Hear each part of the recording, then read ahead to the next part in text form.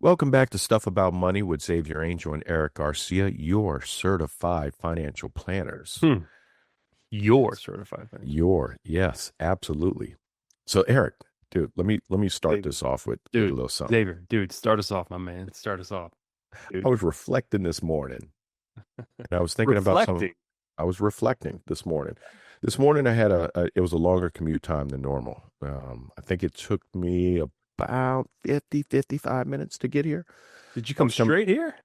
Well, I was coming from an opposite direction. I had a meeting at 7 a.m. this morning. And Gotcha. so traffic was a little bit heavier coming from the Mm, west side of the city. And so a little bit more time to reflect.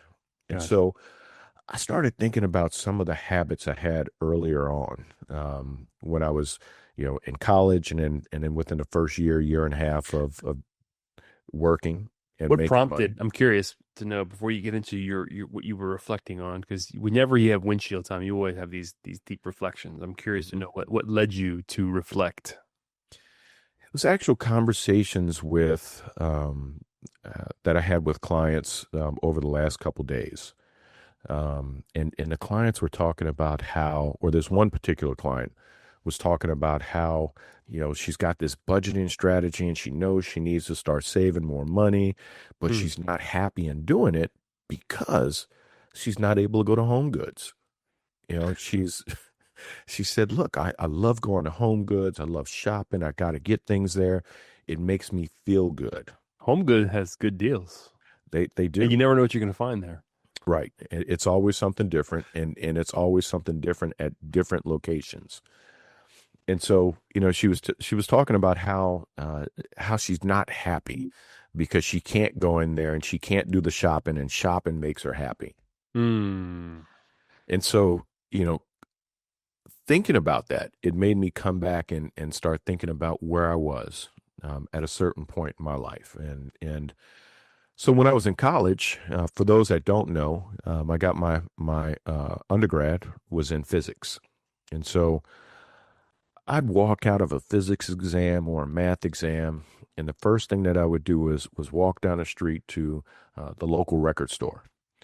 And this was on a weekly basis. And I'd walk in there and I'd buy a CD, and it made me feel happy, Is right? that when you bought Because Naughty by Nature? I actually bought Naughty by Nature, not there. No, that was probably the summer before I started college is when I bought that one. All right. Um, but it made me feel good, right? And in my mind, I was thinking, I deserve this. It's been a hard week between getting up early and going to practice and spending late nights studying for these exams. I wanted to reward myself, and so I'd go buy a Mm. CD. And my thought process of I deserve this actually helped to justify those habits that I had. And this actually continued once I started working in my first career. I'd go out at the end of the month and I would reward myself and purchase a watch, or even a pair of shoes. And that was the way that I would justify having that rough week or that rough month. How So many watches and shoes did you have? I probably, and it wasn't, I probably was buying the watches maybe over the course of a year and a half, just under 2 years. So I think between, and back then I wasn't making a lot of money. So my watches were Fossil, Michael Kors. I think I bought one or two Movados, but that's how I justified, having those rough weeks or those rough months. So you wanted that dopamine hit. That That is it. Yes, wanted to feel absolutely. good. That was your drug, spending money on watches and shoes. Absolutely. Tennis shoes, dress shoes, because back then, I was wearing I wasn't wearing polo shirts back then, right? I would Mm. wear I'd have my coat and tie on. I wouldn't leave the house without a coat and tie up until COVID. COVID changed everything. Actually, coming into the office and working next to you changed that. I never wear a coat and tie. I think I might wear a coat and tie like twice a year. If that much, I think you get away with the coat, but not the coat and tie. Mm. So All right, it's one or the other. So you're driving into work, reflecting on this, and like, are you like, have you changed your ways? I mean, do you still do Yeah. No, I've changed, my ways have changed. that? Okay. Now it's the question is, do I need this? Right? Is it a need? Is it a necessity? Or is it something that's just going to make me happy? Right? Um, and that's the thinking now. So when you mentioned it, I think earlier this year, you and I were having a conversation, and one of the things that you said to me, and I went back and thought about this was, you don't see me spending a lot of money, but when I do spend, I spend big, right? It's Me or you? I no me. You oh were saying this about me. oh okay, I gotcha. Okay. Do you remember that conversation? Yeah. But I Yeah. thought you're saying I said that. I'm like, I don't remember saying that. Well, no, that was your statement to me when we were Okay. having a conversation. Not that you go out there and buy these big things, Okay. right? Because when I go out and I spend money, it's either, it was the purchase of the car, it was building a pool, it's taking the family on vacation. That's right. I think I said it in context of the pool. Right, exactly. And so yeah, has that habit changed? Absolutely, that habit has changed. Now it's more of thinking that, do I need it? Is it a necessity or is it a want? And No, so now you were doing distinguishing that. those. You were doing that early in your career, right? This was Correct. before Correct. marriage, before kids. Correct. Absolutely. What I'm curious, what would have happened if you persisted in that once you had the responsibility of a family? Life would be different, right? Because you wouldn't, and I wouldn't be able to do the same things that I do today if I would have kept doing that, because I wouldn't have the money. I Mm-hmm. wouldn't have been able to plan, to have the foresight to plan for things in the future. And I think that's what changed. It's having those responsibilities which forced me to take a step back and look at the things that I do. It's like maybe your finances could be like you could be in crisis if you didn't Correct. stop doing that. Correct. Absolutely. Yeah. And being here in the Gulf Coast, along the Gulf Coast, you never know when we're going to have to pack up and evacuate. Mm. We never know how long it's going to take for us to do that. Hmm. Hmm. And so these are things that I didn't think about early on. And once I got married, it's stuff happens, right? Yeah. Your You wife know, changed you. yeah, she did. But I will say she changed me, but she changed me for the better. So there are no complaints there. I'm a better person because of her. Yeah. Yeah. So We're talking about, ask the question about would you be in financial crisis? 58, this is wild. 58% of Americans say that their finances are in crisis. That is a wild that number. is. On our last podcast, we talked about how money haunts people. We talked about Hmm. anxiety and money, and one of the stats that we dropped was, I think, somewhere like 40 to 50% of people reported that money impacts their mental health. And I wonder if um, that kind of that what you would tell yourself when you were younger, I deserve this, I worked hard for this, and you go spend the money. I wonder if those decisions lead to this stat of people being in financial crisis. It's almost like a storyline that they tell themselves, or a money script, or a lie that they tell themselves that I deserve this, I should buy it, even if it's going to put me in potential crisis, even if it's going to put me back financially, even if there's something probably more important I should be spending my money on. Right. Which it comes back to, it's a way to justify, your spending. Mm-hmm. And Yeah. Yeah. because if I can talk myself into why I need this, then it makes it okay for me to go out there and spend the money on that particular, whatever it may be. In fact, in fact, I think that there's, uh, I think there's stories. I'm gonna call them lies. Let's call them lies. Hmm. I think they're lies that we tell ourselves about money. We're all guilty of this. Just some are guilty of it at different levels, right? Right. Levels that are more material than others.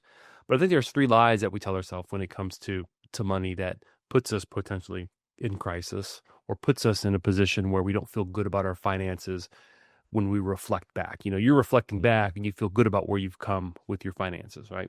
Right. I think all too often people tell themselves these lies, and um, they never maybe own them or admit to them, Mm-hmm. and it continues to put their finances in crisis. I don't, that's a big word, but we'll just kind of stick with it.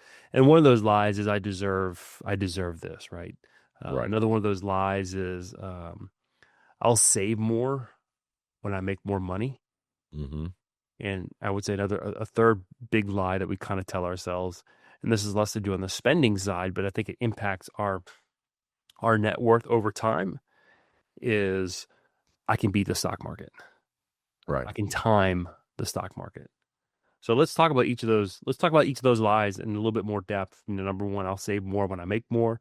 Number two, your story that I deserve this. And then the third one, I can time the stock market. Mm-hmm. So I'll save when I have more. I hear that often. Which one? Right. Oh, I'll save when I have more. Yeah, Okay. I'll save when I have I'll more. say when I, yeah, Right. yeah, yeah. I think that is a common, and air quotes, money lie that we tell ourselves, right? And it's just that it's a way for us to continue to put it off. You know, uh, I do want to be sensitive to the fact, right? Let me rephrase that. I want to recognize the fact that the numbers are staggering in terms of Americans that live paycheck to paycheck. So if you live paycheck to paycheck, what that tells me is you don't have any margin in your financial life. I don't want to say the numbers over 60% of Americans who live paycheck to paycheck, which means 100% of the money you get paid at the beginning of the month covers your 100% of your expenses, or you could possibly be deficit spending and borrowing more, putting things on your credit card, right? So like that's a reality. Now, the reason for that reality could be different for different mm-hmm. people. And I want to recognize the fact there are just some people out there who just don't earn a lot of money. There's people out there who are just in situations which are hard. But also recognize the fact that there are people out there who are making money decisions that are against what they're really trying to accomplish. They're working against themselves when it comes to some goal, financial goal that they set for themselves. Mm-hmm. And so, time out. I was going somewhere where I shouldn't go. And now let's hear it. I'm curious to know where you're going to go. Where were you going to go? So, I was going to talk about, I see people, and I talk to people all the time, and they come in and they talk about, well, I don't have any money to save. All right. And I look at them, I'm looking in there, I'm staring them in their face. You're like in their soul. And I'm looking at it and I'm like, well, wait a minute. We're friends on Facebook. I'm looking at you post pictures of your meal that you had on Friday and Saturday and maybe brunch on Sunday. Mm-hmm. I'm looking at pictures of you post as your. Why didn't you want to go here? And this is the perfectly legitimate place to go. I'm looking at the people who take their vacations. I saw an individual who went to Europe. Right. I know your finance, or I know their finances, and yet they're taking a 5 to 7 day trip to Europe and posting pictures of a photo shoot that they did while they were in Europe. It's. Let me pause here. Let me say one thing. I want to say and clarify something really quick for our listeners. I don't want you to hear Xavier and I say that we do not support indulging yourself. We support, if you have money, enjoy it. You work for a reason. If you've been successful, take European trips.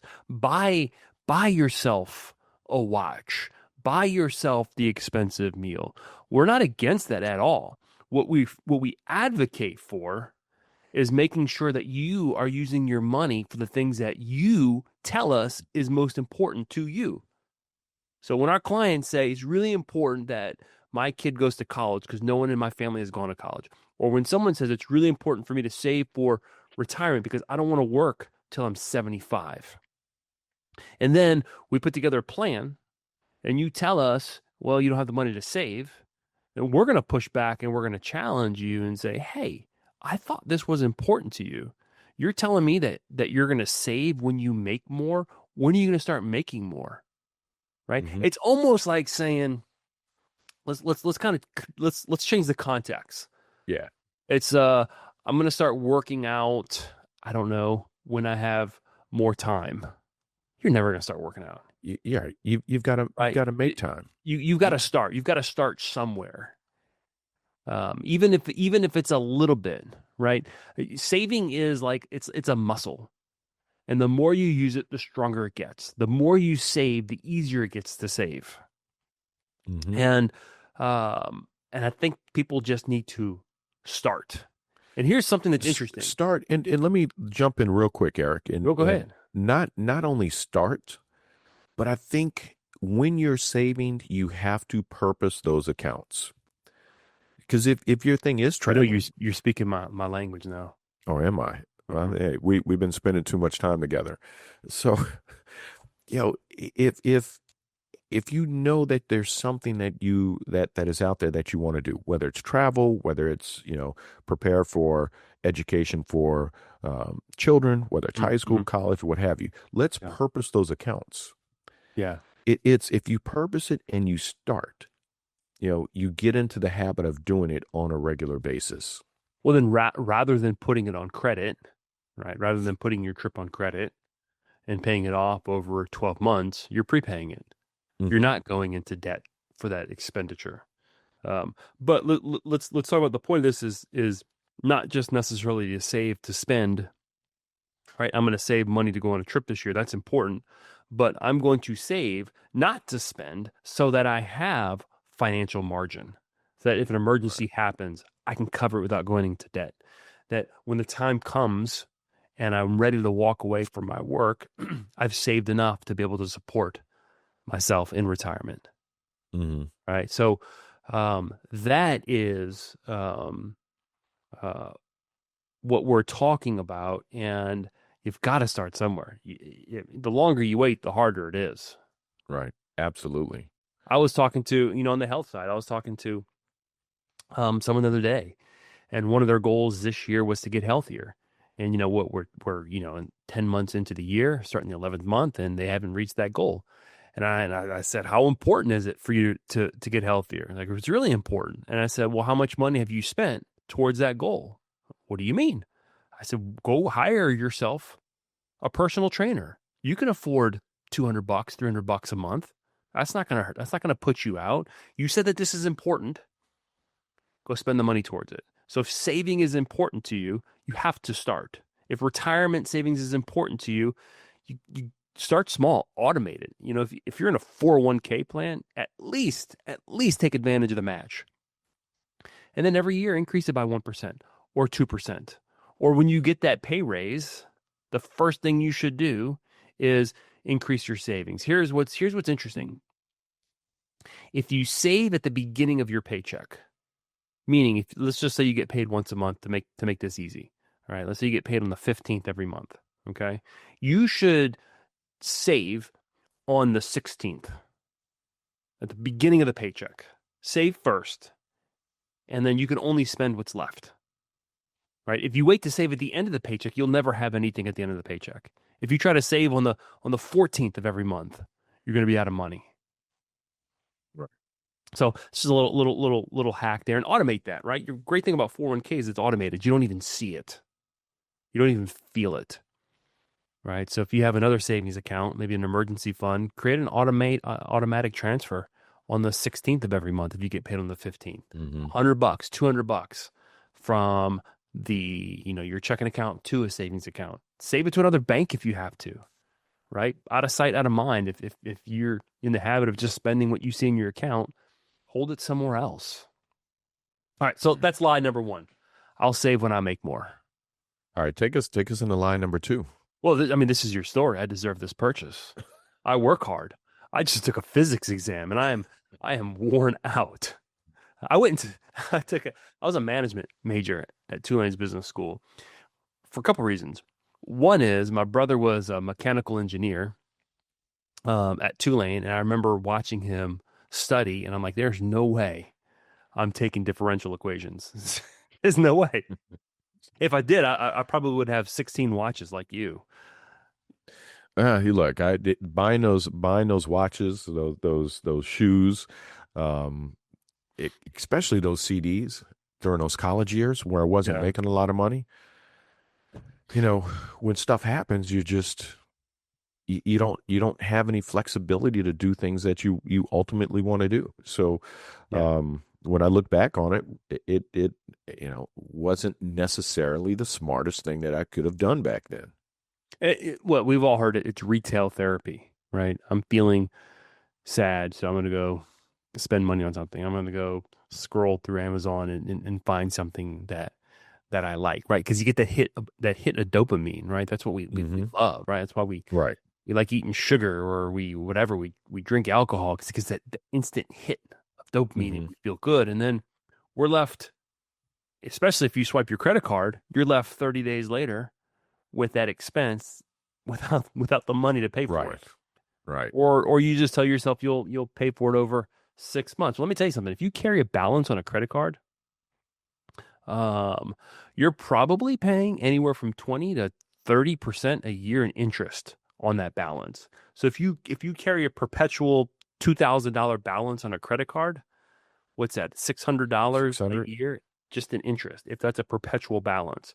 Now, it doesn't sound like that much, but if you took that 600 and invested it over a 20, 30-year period, you're talking about huge amounts of money.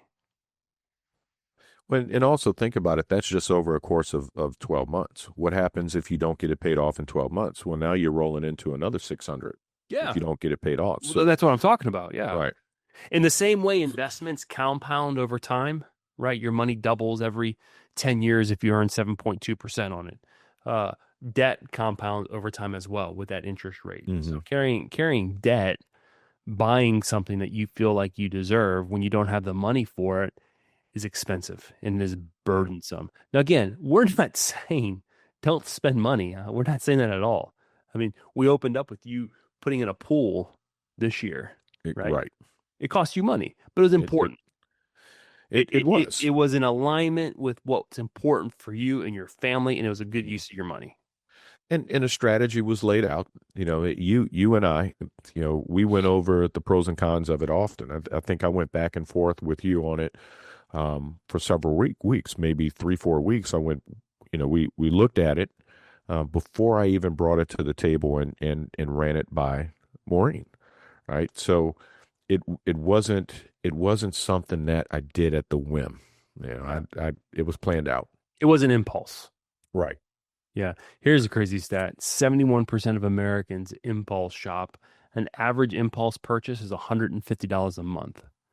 Now, again, is $150 a month a lot? Depends. Maybe, maybe not. If you're carrying debt, if you're carrying that unsecured debt like a credit card or something like that, and you're adding 150 additional a month, man, it adds up fast. Um, really fast. So, I mean, and again, we're not suggesting not to spend money on yourself, but budget for it. Budget for impulse purchases.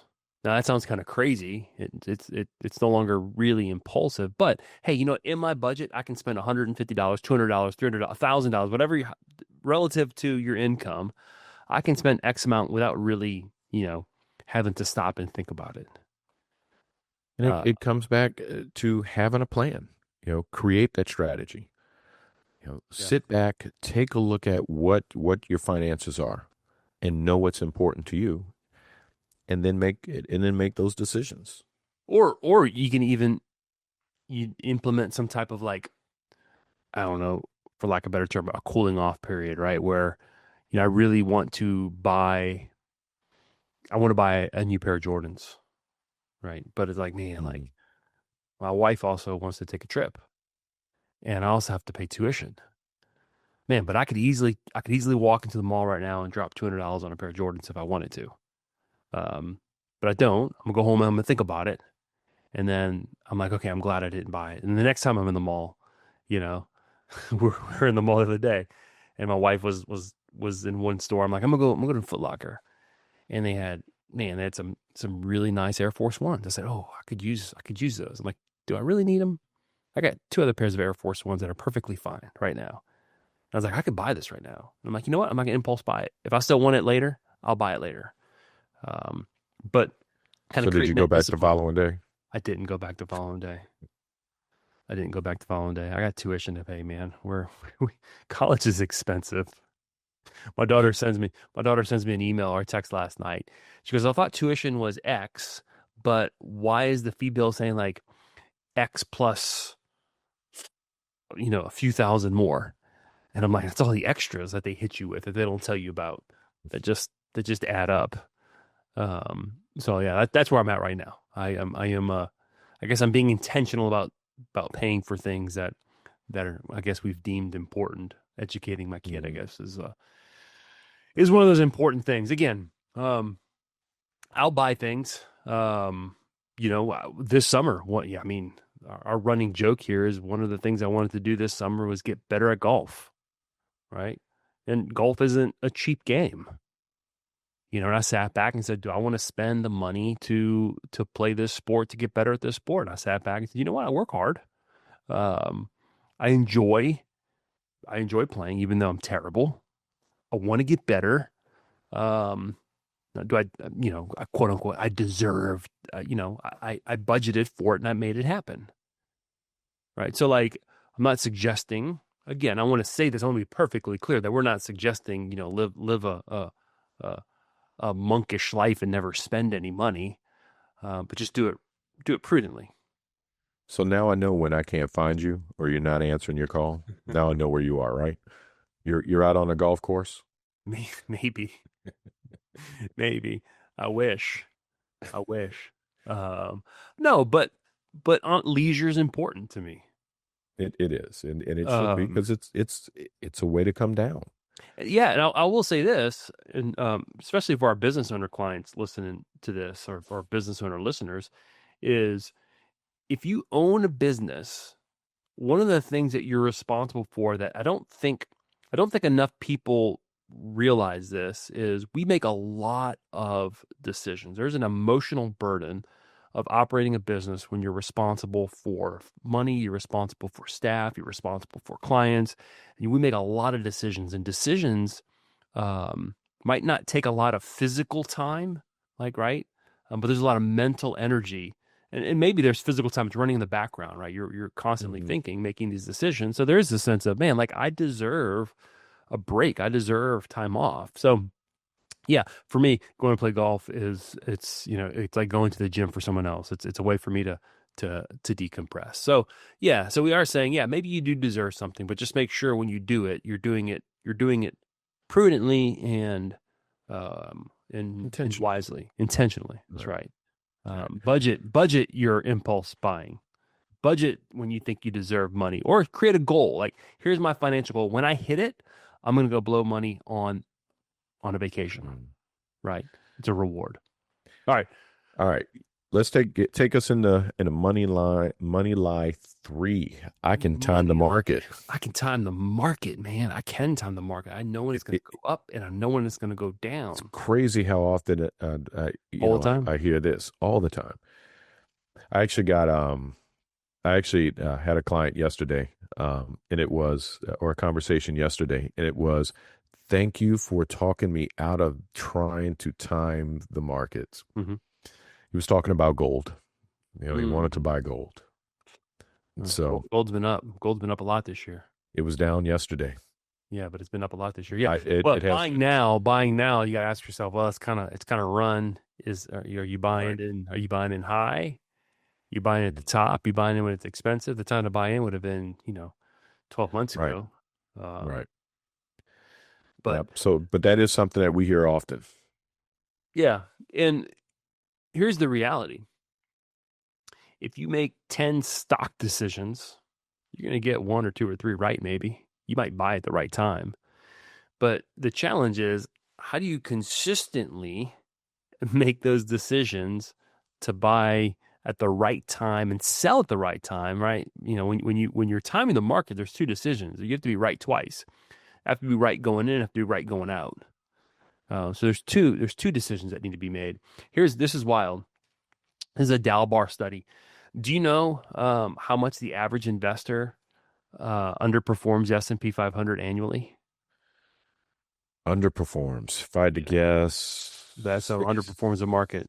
60, 65%, somewhere in there. No, they underperform 3 to 4%. So if the market's Okay. up 10, they're down. They're only up 6 or 7 annually on a regular I basis. got you. I got you. All right. And when it comes to investing, one of the challenges is, and I would say this is the hardest thing for investment advisors, for people picking stocks, even for clients, is to put their emotions behind them, right? Whenever you're making a stock decision, I feel that this is a good decision. Well, it's usually an emotional decision, right? I really like this company, or, this company has some sentimental value to me. And the problem when we start making investment decisions purely off of emotions, the average investor just doesn't have a good track record of timing the market. That if you want to make money in the stock market over time, the best way is to stay in it over time. Right? There's an adage: don't time the market, spend time in the market. So, if you think you can make the right decision every single time, chances are you're going to find yourself on the losing end. Now, I will say this. After saying all of that, I personally like the idea of trying to, pick the right stock. And we talked about this a little earlier, your name and accounts. I've got an arcade account. My arcade account. Remember when as kids, you'd go to the arcade, you'd blow a bunch of tokens, and maybe you'd win, and maybe you didn't. And if you won, you had all kinds of tickets, and you could take those tickets and exchange them for like cool trinkets, right? I have no problem. In fact, I love it when clients, and I recommend clients do this. Our model is we are long-term investors. We're trying to grow assets over a long period of time for our clients. We're not trying to guess the market. We're not trying to time the market. We will advise our clients, as I have advised myself, hey, peel off a few bucks, whatever you're comfortable maybe losing, and put it in your arcade account and go at it. I don't want to be responsible for it. I don't want to tell you when to buy. I don't want to tell you when to sell. But I also don't want you to call me and ask me to put a large percentage of your money in a particular stock because you think it's going to go up. And I've had clients who've called and they've wanted bigger positions in individual companies, and after talking through it, we make sure that it's a prudent amount for their portfolio, and we'll accommodate to the extent that we can. And we'll typically put it in a separate account because I'm not going to take the liability for you timing the market. But the reality is that most of us can't time the market. So, Erik, why don't you wrap those up for us and summarize those 3 money lines for us? Let's wrap it up. Money line number 1, I'll save when I make more. No, you won't. Start saving now, even if it's small, right? It's like a muscle. Saving is a muscle. Start now, don't wait. Automate it. Make it easy. Spending because you deserve something. Yeah, maybe you do deserve it. But if you're buying things when you have debt, you're possibly sabotaging the financial goals that you have set. Things that might be more important to you. And the third, you can't time the market. Maybe you get it right over time, but I'm going to tell you, long-term patience is going to far outperform short-term prediction. Absolutely. And that's hard. That's hard because sometimes you our greed, our fear gets the best of us. I want to sell because I'm afraid, or I want to buy because I want to make more, right? Or man, I just read a report about something and it's more, it seems more real to me than it really is. Um, Hmm. and therefore I want to make I want to buy or sell something, especially right now in the day of AI. Um, you have, I listen to two professionals, this is on the time of the market. One on one hand will say, hey, um, there's a potential drawback in the AI trade. It's gotten too far ahead of itself. And there's the other side that says, no, it still has legs to run. And my guess, they're both probably right, is we went really high, really fast, and there's going to be some correction. Don't know when, because I can't time the market. But this trade's going to last for a long period of time. So the way to make money in it is to hang out in it for a long period of time. Don't run when it pulls back, and don't necessarily throw more just because you think you're going to make more money because it's rising. Hmm. Again, staying in the market. So I think it's important to kind of shift your mindset, Right. right? Is when you find yourself spending money, I think it's really important, just like you did, reflect, say, hey, does this make sense? Is this purchase justified? Am I telling myself some story that I want to believe to justify some behavior or to validate some emotion that I'm feeling? Um, and money, building wealth long term is more about behavior than about always being right. So And I've the got I've behavior. got an I've got an action item, Mhm. um, call to action for our listeners. Yeah. So I challenge you, take a minute throughout this upcoming week and try to catch yourself in one of those money lies. You Ooh. know, when you hear that voice sitting on your shoulder or in your head and it says, I'll save later, or I deserve that, or deserve this, flip that into one of the money truths, right? Rather than saying, I'll save later, think about, I should start today. If you hear that voice say, I deserve this, ask yourself, is it a want or is it a need? So I challenge you guys this week. That's good. That's good, man. All right, Xavier. It's good seeing you around, man, on this podcast. I like when you show up. I'm here. What can I say? Life happens, right?